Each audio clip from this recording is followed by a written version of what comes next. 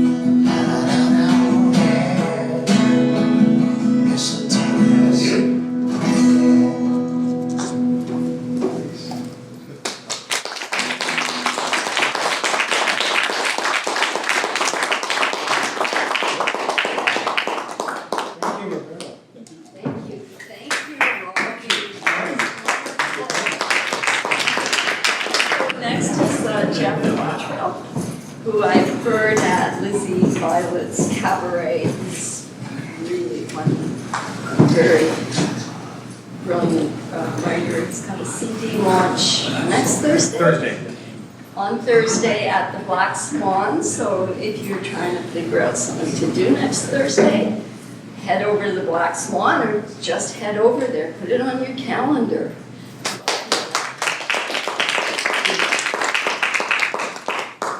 Thanks, Brenda. Here's a piece from the CD, and it's an audience participation piece, so I hope you've got a little bit of energy in you. What I want you to do, it's very simple. What? Can we heckle? Yes, you may, Norm. You may heckle. But what I want you to do is, I'm going to say a series of statements in character, and if I follow it by putting my hand up like that, I want you to go, yay. Just a bored, unenthusiastic, yay. But if I wave my arms like this, I want you to clap and go, yay! Let's try it. Yay! Yay! This is good. I think you're good at this. Okay, this is called politics. I'm going to make life better for every citizen of this community. Yay! I'm going to cut your taxes. Yay! I'm going to ensure that our community has fresh air, clean drinking water, and a universal power grid run on natural, renewable energy. Yay! I'm going to cut your taxes. Yay! I won't rest 1 minute until all the adults in our community, regardless of gender, race, or age, have equal opportunity for employment and education. Yay! I'm going to cut your taxes. Yay! I'm going to invest in a state-of-the-art transit system that never breaks down or delays and covers every neighborhood and minimizes wait times. That doesn't exist. I'm going to cut your taxes. Yay! I'm going to stop all the violence in this community and ensure that everyone feels safe on our streets, day or night. Yay! I'm going to cut your taxes. Yay! I have a plan to solve the community's homelessness problem in a way that leaves everyone with dignity, self-respect, and affordable housing. Yay! Cut your taxes. Yay! I'll do whatever it takes to ensure that every member of this community reaches his or her full potential and maximum self-actualization. Yay! Blah, blah, blah, blah, blah, blah, cut your taxes. Yay! I will somehow find a way to make sure that every member of this community gets laid every single night with Jennifer Lawrence or David Beckham or both. Yay! I'm going to smack every one of these in the face with a waffle iron, and then maybe I'll cut your taxes. Yay! Cut taxes! Cut taxes! I'm going to cut your taxes? Yay! I hate all of you because you're a bunch of pansy pinko wimps, and I hope you all die alone in horrible agony. Yay! Tell us off candidate too! Ah, fuck with this. I'm going to withdraw from the race and vote for him. Yay! I never said I was going to cut your taxes. Yay! We love politics! Thank you, I'm Jeff Cobb.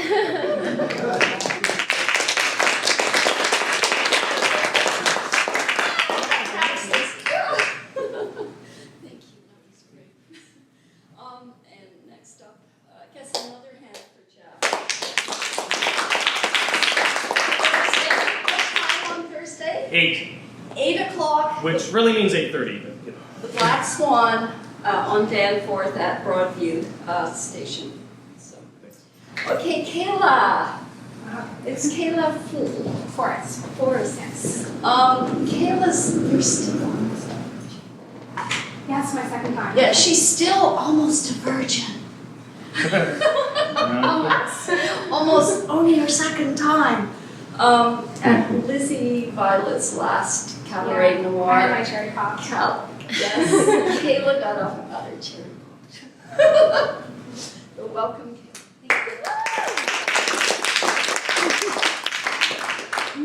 Okay, so the first one is about an issue that we all know exists, but we tend to ignore it. And it's about homelessness. And just recently in December, a friend of mine and I put together and organized a huge homeless drive. We walked around the streets of Toronto giving out food care packages and clothes to the homeless and shelters. And it's something that not everyone actually pays attention to and walks by and tries to pretend doesn't exist. So this one's called Society Outlooks. You see it every day, people dying, people starving, but you can't do anything as you think. One day you may be put there, cold, hungry, and alone. Then the people passing you will say the same. We can't do anything.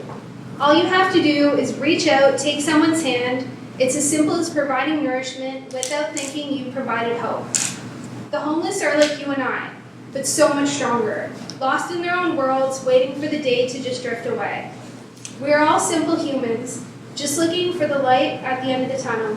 What if we changed society? What if we said that we could do something?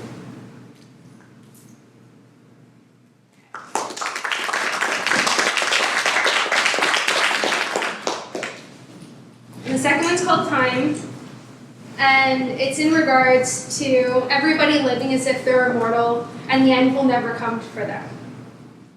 Time moves slowly through our hands, slipping through our fingers like whispered words of yesterdays. It cannot be gripped or tamed. It does not obey any of our man-made rules. It changes constantly into nothing we can identify. It becomes a ghost of a ticking time bomb. It can race and slow itself. It's measured by man-made objects. People surround their lives around it, make it their world. Live to beat it with only the greatest of failures. One never will truly know how time really works, nor will they ever learn to slow it down. Things will never be perfect in one's life. You will never get that perfect moment to do or say anything. Nothing is ever a guarantee in life except for time and its forever movement.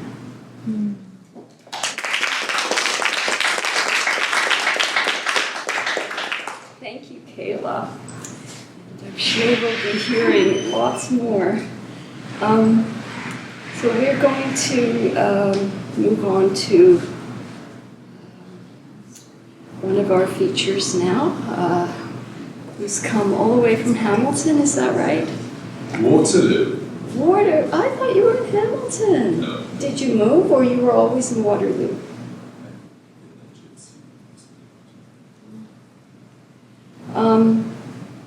So let me just get to this here.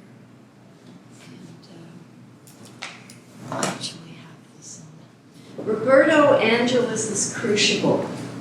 Despite a rather secular early childhood, since the age of 10, Roberto was raised under the shadow of a fundamentally restrictive cult, an old world religion steeped in tradition, filtered through a graceless love rooted in fear.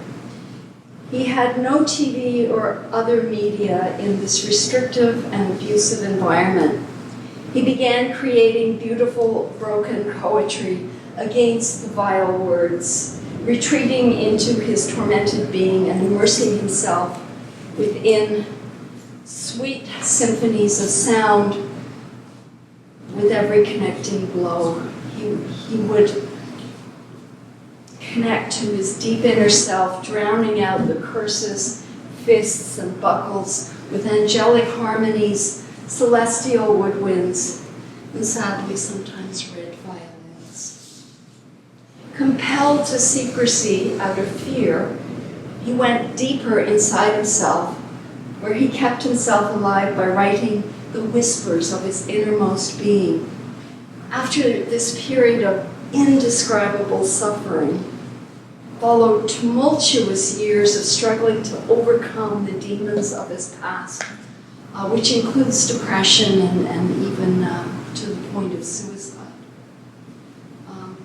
We cannot know what burdens and struggles such a man carries, but we can open ourselves to his poetry and really listen with empathy and caring and understanding, and let it make each of us stronger in the battle against abuse. Roberto has been described as a truly unique and groundbreaking presence on the music and art scene, and his main themes focus on a truthful portrayal of an innocence lost.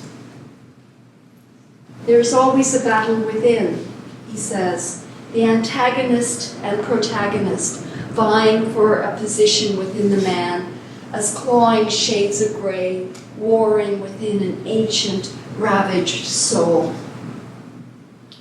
Also in his words, I endeavor to embrace the unsung beauty I find strewn amongst the broken pieces of my life, writing the songs and painting the pictures which well up within me. Now, Roberto's publisher won't allow us to video him here, so we'll be turning the camera off. But he's done some powerful video poems. And I urge you to go to his website, robertoangelis.com, and particularly look at the video Heroes. It's absolutely heartbreaking and phenomenally well done. In Roberto's words, let's now place all of our crutches aside and enter the deeper chambers of the heart in our listening. Welcome, Roberto.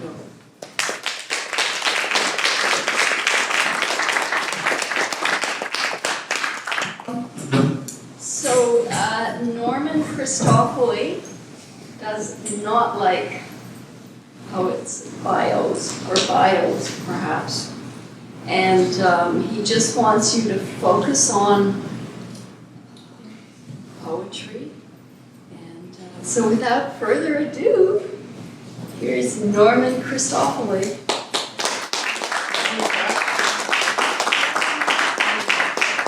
It's spring. And spring is the real time for love. They say Valentine's Day is Lover's Day, but that's a bunch of crap. It was named after some saint, you know. But in the middle of February, everybody, you know, if you have a partner, you're sort of grumpy and growly, and you can't stand each other because you've been locked up in winter and things like that. So what you really want is to have a day of love when it's spring, when the sun comes out and the birds are singing and the leaves start to bud and the trees start to get green and everything is renewal. That's when you want to have a day of love. So I'm going to have it today. And hopefully I'll be able to answer Roberto's question about what is love. This is called Angel. Sometimes it happens just like that. I walked into this bar with a bunch of friends. We all went to hear my buddy Mike, who was playing the blues that night. I love sitting in a warm bar on a cold winter's night, listening to the blues and using scotch to nurse my mediocre life and beer to drown my unfulfilled dreams. I walked in through the doors, shook off the snow, and draped my coat over the back of the chair that I was claiming for my own. The introduction started almost right away, because my friends got a whole lot of other friends, and we're all in the business of booze, and blues, and words to lose. I extend my hand and shake and look up into their eyes and smile, and this happens with one person after another who all seem nice and friendly and homogeneous. And then it happens. I reach out and there's this one hand that just seems to fit into mine so perfectly. And I look up into those eyes and the rest of the world just seems to fade off into the distance because all I can see are those eyes and that face and that wisp of hair that falls across her forehead and down her cheek. And that's it. I know that I've met an angel. And I fall into that moment like I was falling into heaven. Because there's like a halo or a glow that surrounds her and frames her into this focus of complete separation from the rest of the universe. And she absorbs my attention like a magic spell delivered on the point of a lightning bolt. And then my friends start introducing me to other people. Because they can't see what I'm seeing. They can't feel this complete rapture that has engulfed my being. They just want the night to start, and And I wanted to stop right then and there. I wanted to stay in that moment of miracles, in that moment of pure, sweet clarity when you know that this is what all those stories and poems were written about. But other hands are thrust towards me like spears at the crucifixion. The angel is moved away in a flood of unwanted handshakes, and then that moment is gone. I'm introduced to other people, and they're taken aback by my apparent snub, not knowing that I'm still in another reality. All they can perceive is that I seem to be ignoring them. But I'm not. Not really. I just want that moment back. The one that was wrenched from my existence like a shark biting off my leg. My instincts tell me to turn back, to chase her down, to totally disregard all of my friends and all of their intentions, to throw away the world that I know and the life that I have built. I look back across the room, and the angel is surrounded by her guards and consorts and mentors, and I look for that sign. For her to turn and look at me and call me with those eyes. Because deep inside I know that with that one look, this world will change completely, forever.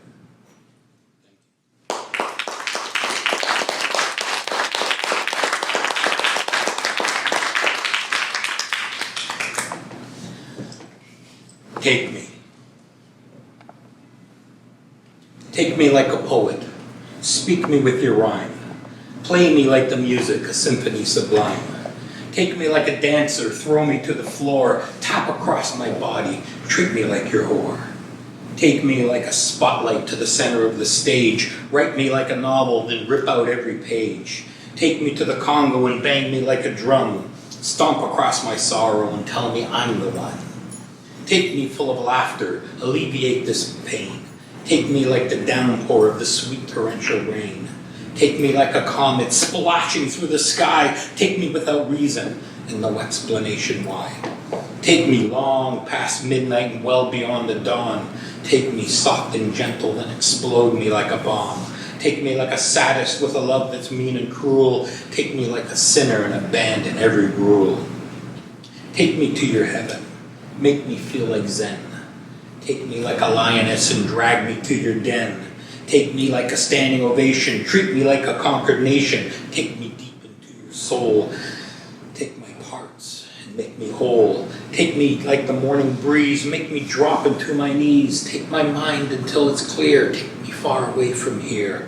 Take my anger. Take my pride. Take whatever I got inside. Wash me with the morning tide. Bring me back from suicide.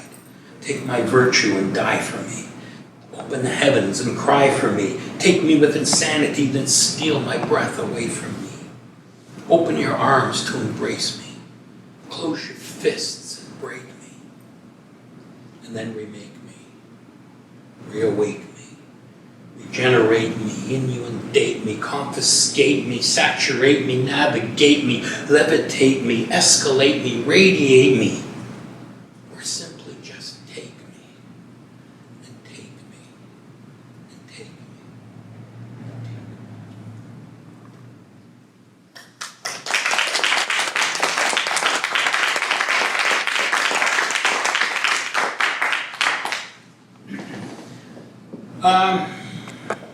Jeff warmed you up with a little bit of audience participation.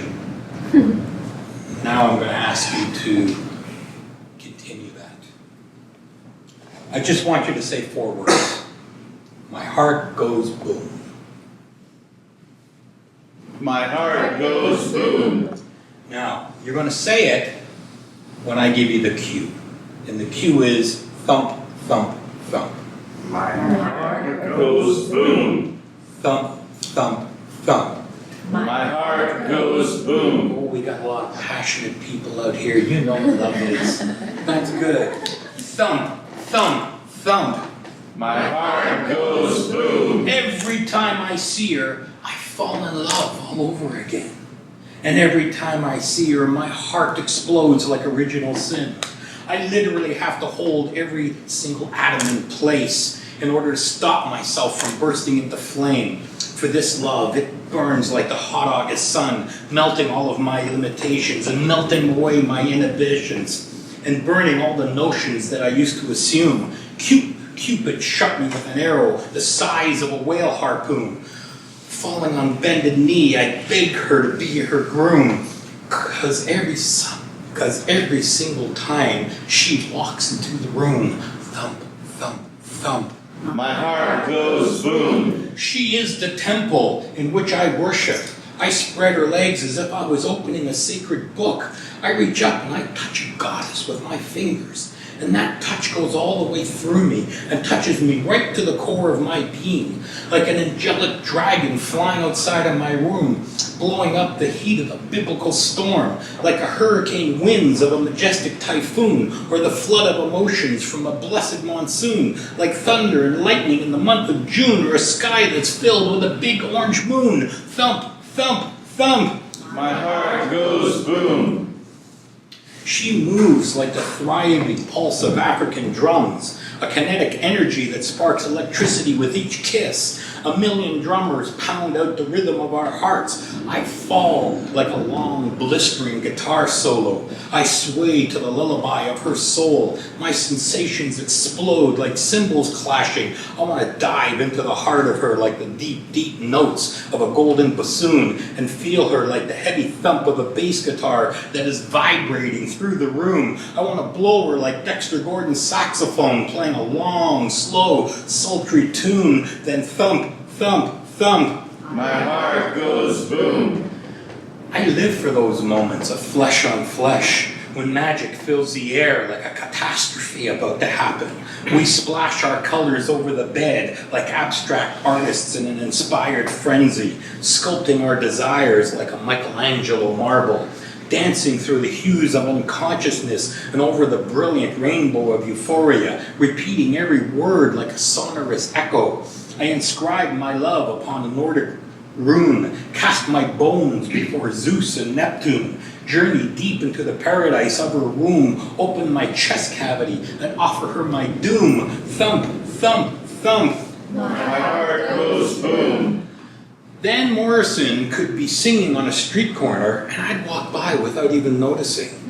Van Gogh could be in my garden painting sunflowers and I'd probably trip over his easel. Freud could be analyzing my psyche and dreams and I would just be mumbling gobbledygook. Einstein could be sitting with me in a coffee shop and I wouldn't even think about asking him about relativity. For I have this heart and it beats only for her. And this head is swimming in a sea of stars. When my body suddenly slips into a scientific vacuum and I breathe her in like a sensuous perfume, I reach up and pull my passions out of the gloom and then thump, thump, thump. My heart goes boom. A couple more. She has a heart the size of an ocean and her passion could fill the deepest well. I love her because she loves without compromise. She has the sun in her eyes and the moon on her lips. And she feels like the soft reverberations of a piano played at twilight. She smells like excitement, and she feels like midnight. She can break me with her beauty, and she can break me, and she moves me like a storm.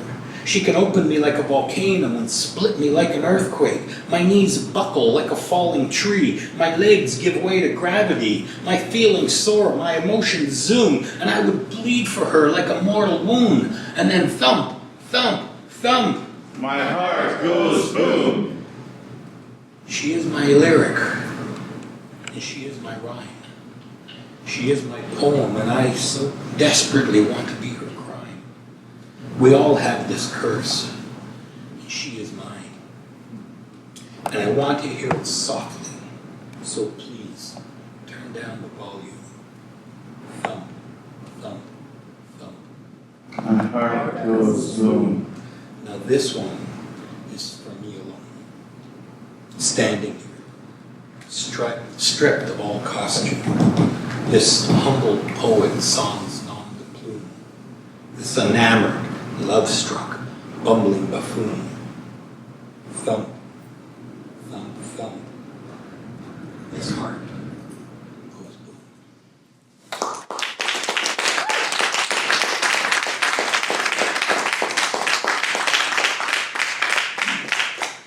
One more. This is called She Fell into the Sun.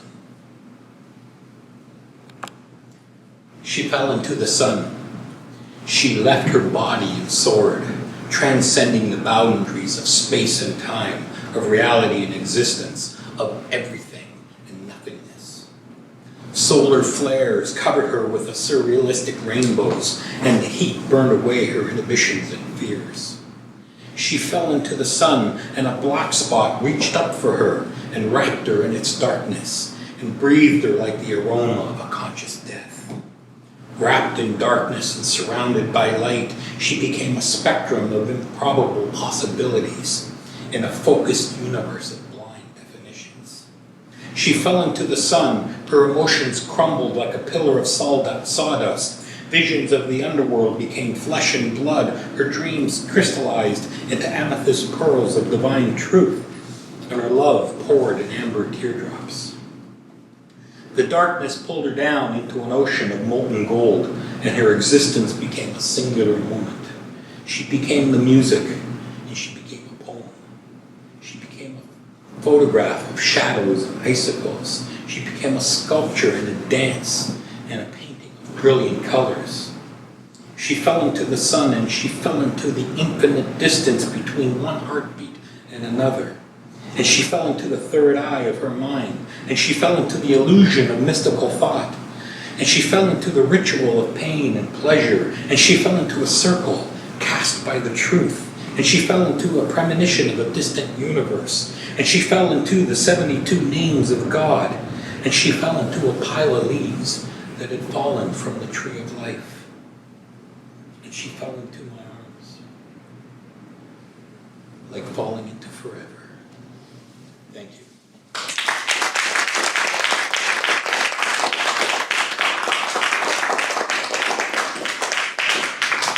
Whoa, the moment between two heartbeats was beautiful. Thank you, Norman.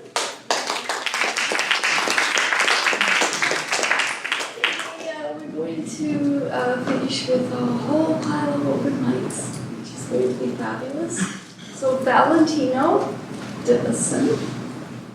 Assenza is a brilliant Toronto poet. He's also taken over Howl. Is it back to being called Howl? Yeah, as of March 31st, it's going to be called Howl. So he does spoken word music and poetry on CIUT. I always do this. Every other Tuesday night at 10 o'clock. That's right. Yeah.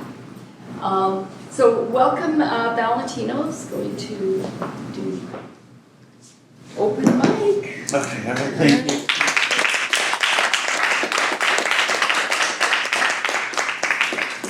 One of the musicians dropped your pick. Just right here. Okay. So yeah, Norm was saying that spring's coming, so so things are going to start growing, and this was a poem inspired by things growing, I guess. You told me to come by and look at the sunflowers. You said you wanted me to see what I had planted. You said that some of them had grown 7 feet tall and that I had to see it for myself. Your backyard incubated the small relationship I had with flowers. Sunflowers. Those were my favorite because they have obvious personalities and it seemed that they were always in good moods. The picture showed a happy family with big yellow smiles. I remember that day, followed it, glided on its timeline as though it was how it was supposed to have happened. You were hobbled. Perhaps it was an exertion of inspiration or passion. I carried the heavy bags of soil to the backyard. You showed me how to spread the earth evenly, how deep to dig, and how delicately to let the seeds fall from my hands. Later, we chewed through medium-well steak and buttered potatoes and allowed ourselves the luxury of profanity in our conversation. Through a finger of scotch and a projection screen, we watched Buster Keaton exude the locomotive that is the General. I left that night to a walk along still air. I levitated just above my mattress, kept fatigue at bay, and thought about the relationship between gardens, parents, and their children. How my grandfather always used to hold up his tomato plants with hockey sticks I wished I could have used. How I'd run from my mother at the first mention of gardening. How Vito Corleone died in the garden while playing with his grandson. And how in the Garden of Gethsemane, Jesus knew he was out of options, did what his dad told him, and followed the passion of prophecy. And tonight, while looking at the pictures of these sunflowers, I reflect on your ability to cross realms and enter other dimensions. I know that it's not so easily accessible, that it's a lost symbol or a tongue spell that opens up that door. And I picture you there, playing possum with Buddha, flirting with truth, and waiting for the sorceress's robes to blow open.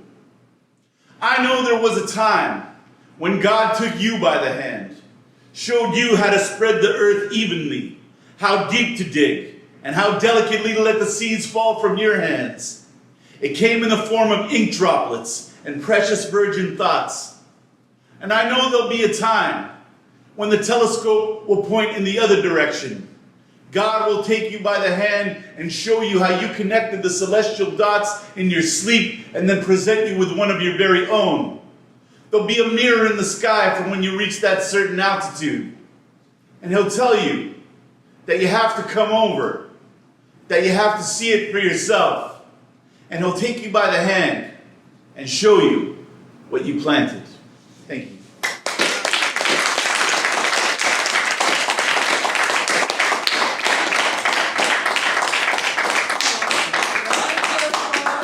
Thank you, Valentino. And next we're going to have Arlene. She's a beautiful singer.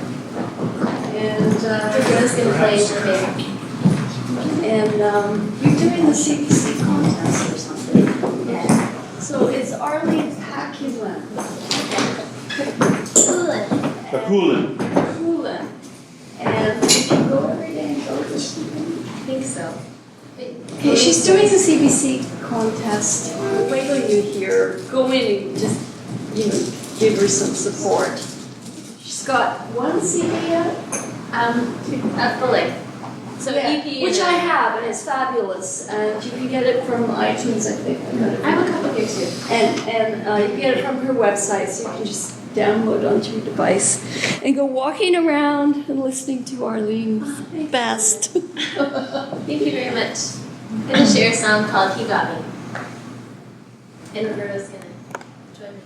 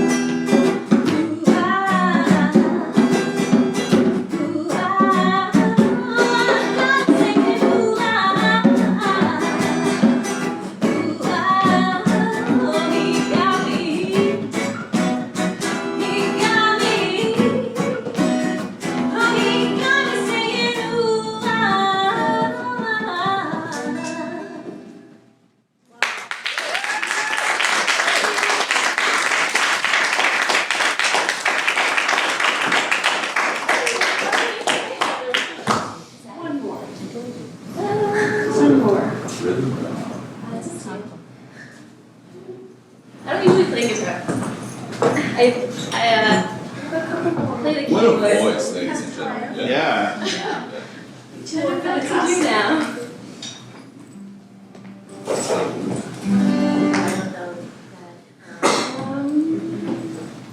MAGNIFICO. I could, but I can't. No. It's Okay, I'll do a little ballad.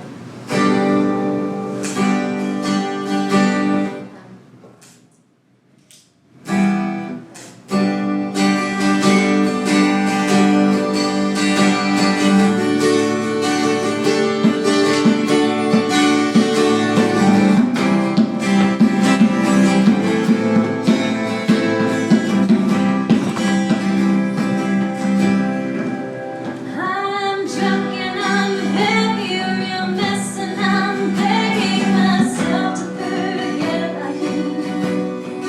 I feel sad and I'm angry, real mad, but for some reason my eyes still get you.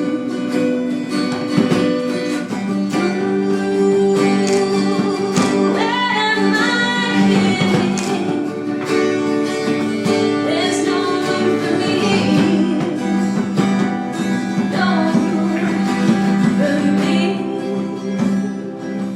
Please get out of my head,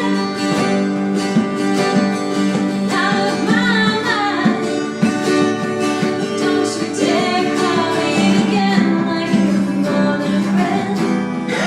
Reason your way into my life. Don't look at me that way, like you're lost in the days. By my face, don't kiss me like that. I'm so overreact. Just keep it going. Oh, I'm tired of your show. Please leave me alone. No, it's not been quite naughty, real hard, but I'm starting to get a little bored of you. Me in with conviction, real close to restriction, but push me away when she passes by you. Who am I kidding? There's no room for me, no room for me. Please get out of my head, out of my mind. Don't you dare call me again like you're more than a friend.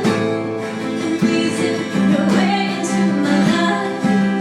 Don't look at me that way, like you're lost in the days.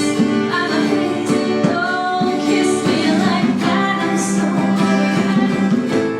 Just keep it going. Oh, I'm tired of your show. Please leave me alone.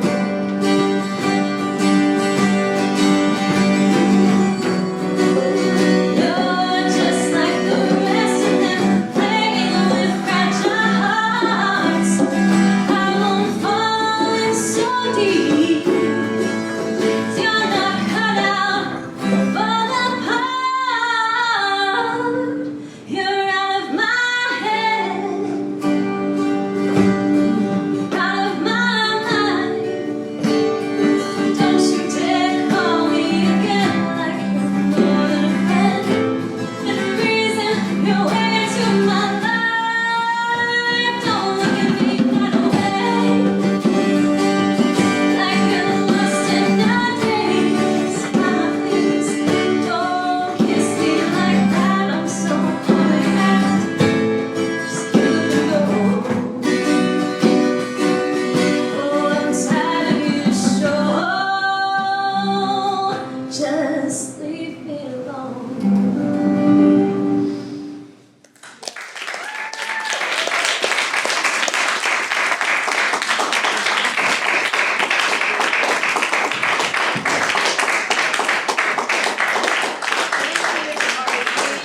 And Roberto, that was wonderful. Joe, where's Joe? Right. Kathleen? Nancy Jane. Nancy Jane. I apologize. That's Nancy fine. Jane is having, she's an artist and she's having a show here in September. So I'm looking forward to that. And Calvin was talking to you and found out Joe was a poet and said, come out to the Poetry Salon, so welcome. And you can see what a lovely space this is, huh? Yeah. Well, thank you. It's a privilege to be here. I'm Joe, and here's 5 minutes of my life. Plenty. Strange. More than bread alone. It says, for loss of myth we must atone, or fear to burn, or just give in and float through time forever. That's plenty for today, I'd say. That's plenty for today. Strange. Such strange terrain to range, riding on a question, or seize up dumb. Done now, downed now, and downed forever. That's plenty for today. I believe that's too much for today. Strange. How we reason we can see, yet resonate with mystery. Strange. How vibrations make sensations rise as thought. Voltaire's children set adrift on rafts of reason. I'd say that's enough for today. Except your eyes. The message surfing down the line of sight through smiling eyes till I explode and hear your song. That's plenty for today, my love. Loved plenty in each day.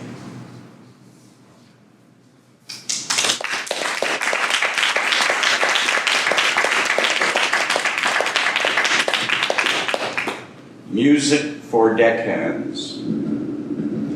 Between lines of myths and poems, tapping crude rhythms on a cracked kettle, gratefully bewildered on the near side of rejoicing, just passengers in our unlikely home, wobbling through heavy traffic, beaming messages at rocks. Carnival. This atavistic madness. Villagers rolling about, pants down, skirts up, heads in buckets of ribaldry.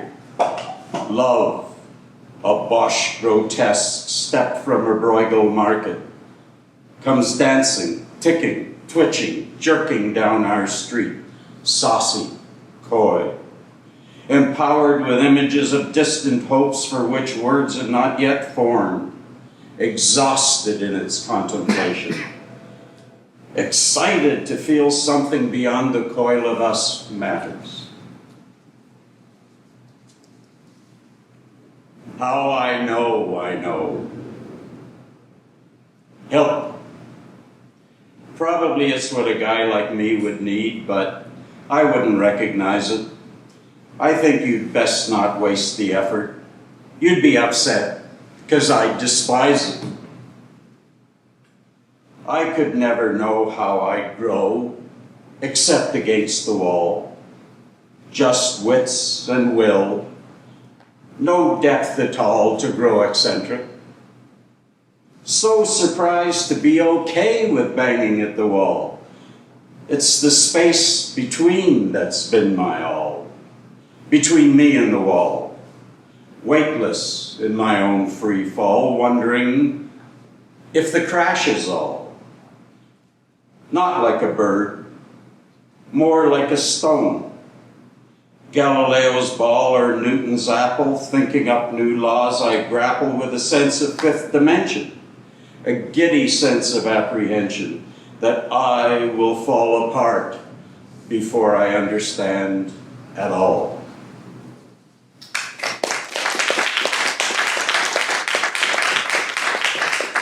Now this last one may need a little context. Driving with a colleague on a throughway on a business trip, stopped at a bar. I'm thinking about my ex-wife in her home with our kids. Echoes. I heard the poor dog long before I saw him between the lanes. Someone had stopped. I read they died. The dog howled as we passed on the shoulder to shop, I guess, or write a poem next day. Mid-echoes from all corners of the globe. But on a different frequency, I watched you going about, attending, contributing, directing traffic.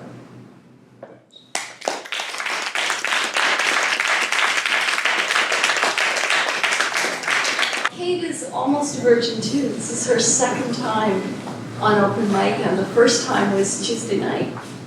So give her a hand. I love it.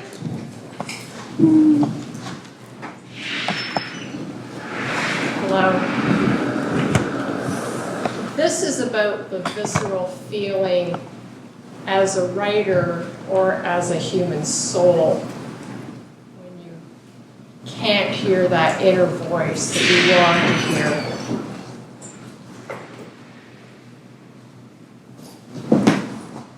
Inside this cold skin, I pull the sheets around me tighter.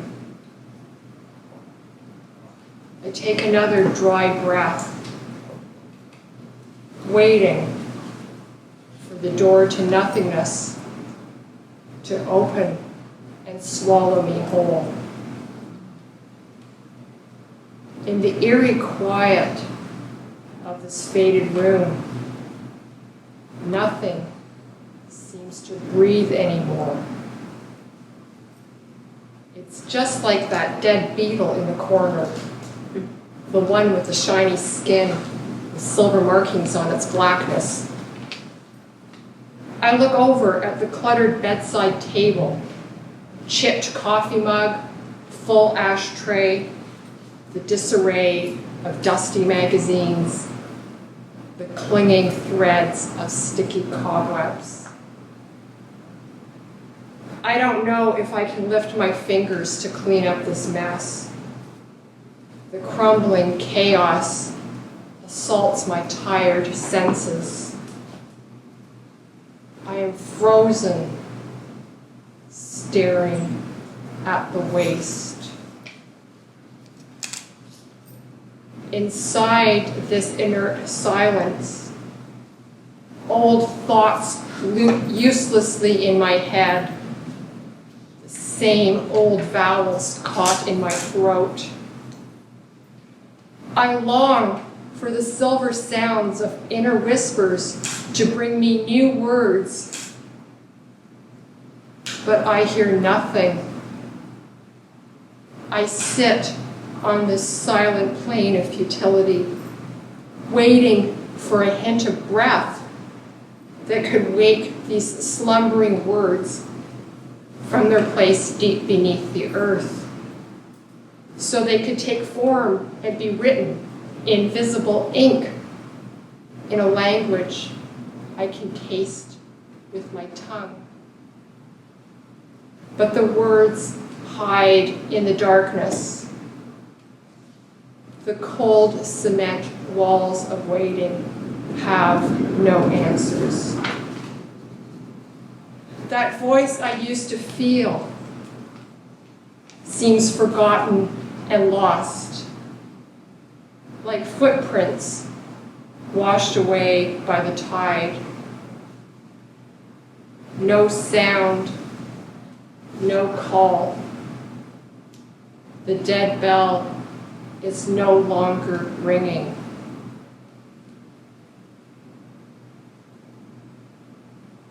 Something bright flickered once, like those tiny glowing insects dancing in the dark forest.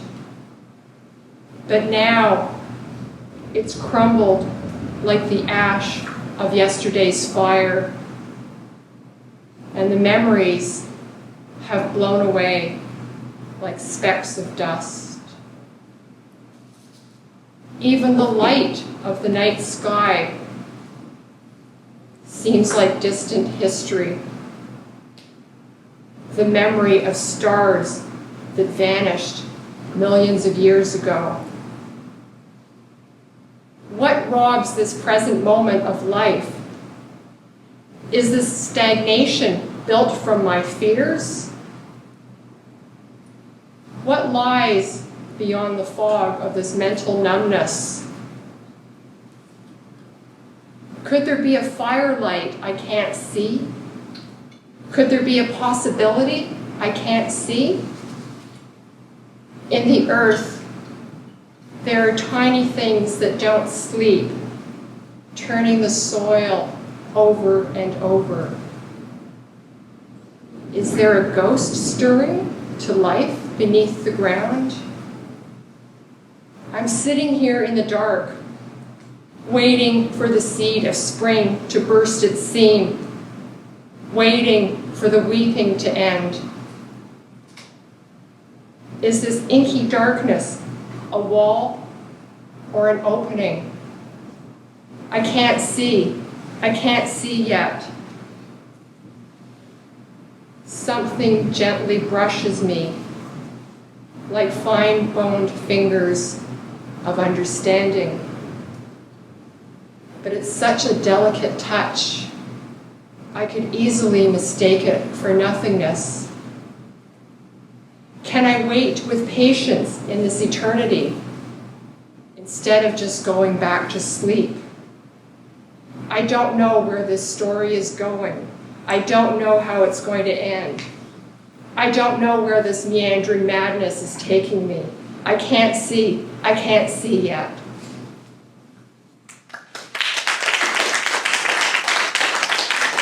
Vladimir's from Russia. You're from Moscow? Come Yeah, into from the Moscow, light. yeah. It's my very fresh, very new translation of Pushkin. It's a melancholy poem, name of poem, Incantation. This poem has very interesting history. German philosopher Friedrich Nietzsche was a composer at the beginning of his life. Loving very much Pushkin, he set these lyrics into music. And you can listen in YouTube to the Nietzsche's romance, called in German Lish Worm. It's German. Okay. My translation. Oh, if it's true that in the night the rest hugs all who are alive, beams of moonlight from sky arrive to stony graves, to light, to slide. Oh, if it's true that all the graves are washed away by stormy waves, oh Layla, your grave is filled with foam, and now know your home. Come to me. I'm dead, rise from death, my friend, and come again for our farewell. Pain, icy cold, to our love's sad end, a mirror image of our merciless hell. Or come, like a far-lighting star, like an idyllic music with sea breeze. If you find God's now you are, come anyway, I'll cease. I shall see you, but not to blame your torturers who crucified your soul. No, I do not condemn all of them. A coffin's mystery is not my goal. I have my melancholy death someday when I'm lost. But anyway, I wish to say I'm yours. Love is life, until today, O Layla. Come to me, I pray. Thank you.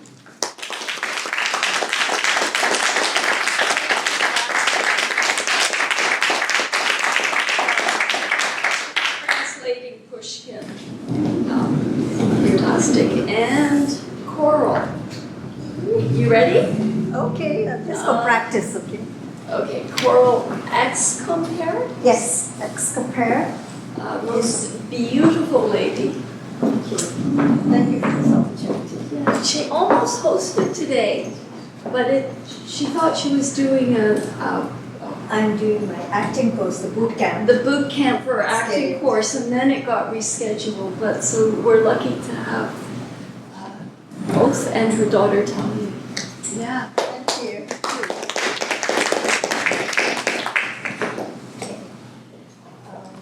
This one is called Hand-Me-Downs. I know you've taken to wearing around your father's hand-me-down anger, but I wish that you wouldn't. It's a few sizes too big, and everyone can see it doesn't fit you. Makes you look silly, hangs loose in all the wrong places, even if it does match your skin color. And I know you think you'll grow into it, that your arms will fit after all the fighting, that it will sit on your shoulders if only you could pin it in the right places with well-placed conviction. The bathroom mirror tells you you look good in it, makes your fists a lot more justified. So when you dig your fingers deep into the pockets, you'll find stories he left there for you to hand out to the other boys, like car bombs. For the days when everything else is slipping through your fingers, this you can wrap yourself inside of. This will keep you warm at night, help you drift off to sleep with the certainty that no matter what, it will still be there when you wake up. And the longer you wear it, the better it starts to fit, until some of those stories are your own. Maybe the holes in the sleeves are from the bullets you dodged yourself. So when it rips, snags on the barbed wire fence of someone else's family, don't worry, because your mother and sister will help mend it. Patch up the holes, sew the tears, replace a button or two, help you back into it and tell you how proud they are of you, how good it looks on you, the same way it did on your dad and your granddad too, and on his dad before him, and on his father before him. But back then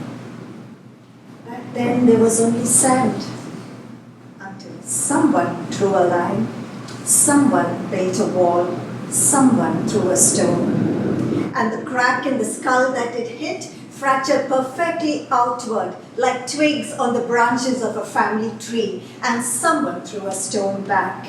And every fracture, every tiny break, wound itself together into thread. The thread wrapped itself around your great somebody. And on the other side of the wall, they were knitting just as fast, and theirs fit just as well, only a slightly different color. So I'm asking, when the time comes, who will be the first one to put down the needle and thread? Who will be the first one to remember that their grandfathers suffered just as many broken windows, broken hearts, broken bones? The first time you come down to dinner and your son is sitting at the table with your hatred on his shoulders, who is going to be the first one to tell him it's finally time to take it off?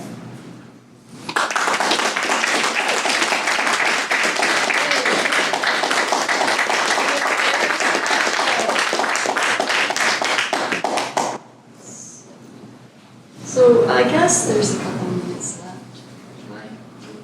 Go ahead, sure. So I've got, this is an older piece. It's called Lace Maker. And it's kind of a prose poem, I guess. Lace Maker.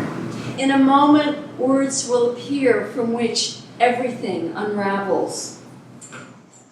Or begin with an explosion of lace.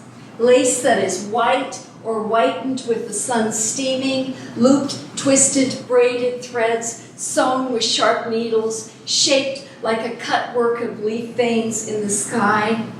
Finely woven stitches, not broken or lost, florals in white, sunrises in white, waves in white, spider webs of lace floating, an organic garden of cotton and linen and silk. How many fine stitches we see everywhere. Seams of perfect clothing, backs, shoulders, arms, waists, hips, the tight stitching of form-fitting shoes, the interlapping folds of purses, fabric like skin, woven tightly or loosely, draped, tucked, formed, fitted, the soft velvet of the armchair in the cafe in which I sit, rounded, plush, sewn. colors and swaths patterned, different attire for different scenarios, layers of warmth or mere covering if it's cold or hot, whether a garment can open or close or covers in one swoop, pieces of cloth fitted to hold the shape of the wearer, clothes that adhere, drape, flow for sitting, walking, sleeping, dancing, looms and sewing machines and bobbins, billions of miles of thread around the world, stitching, this way of composing, holding together, covering ourselves, these metaphors, textual narratives. What if I don't want to take a stance? What if I don't want to weave a garment out of these threads? A story out of all the stories filling my mind? If, quote, narratives, or more precisely plots, synthesize reality, can I exist without telling a tale of myself to you, or even to myself? The flow of language like clothing, fashions that encase, shaping how we present ourselves. Can we be naked without the speaking that stitches the world together, seam by seam, reams of bolts of cloth, patternings? What was lost in the scrap lace pile? Discarded, worn out, old, the remnants, unraveled in the tears and rips, bleached out by wear.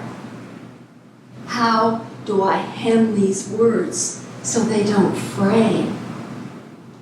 Shawls of Shetland lace are knitted first in the middle and then out to the edges, and it is so fine it can be pulled through a wedding ring.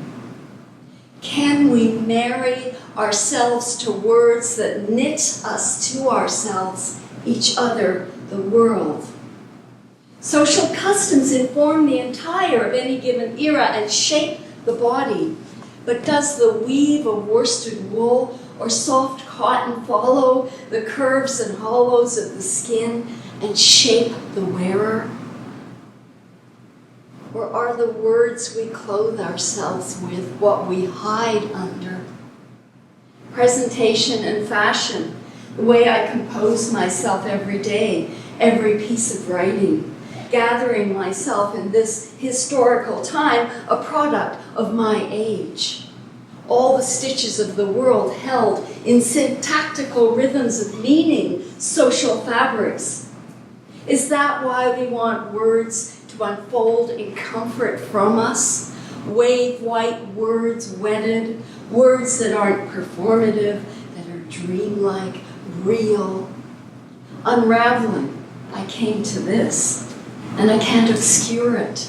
Truth, death, the words of the lover, and she who knits, knots, tapes, crochets, sews the world into being with her open work, the lace maker.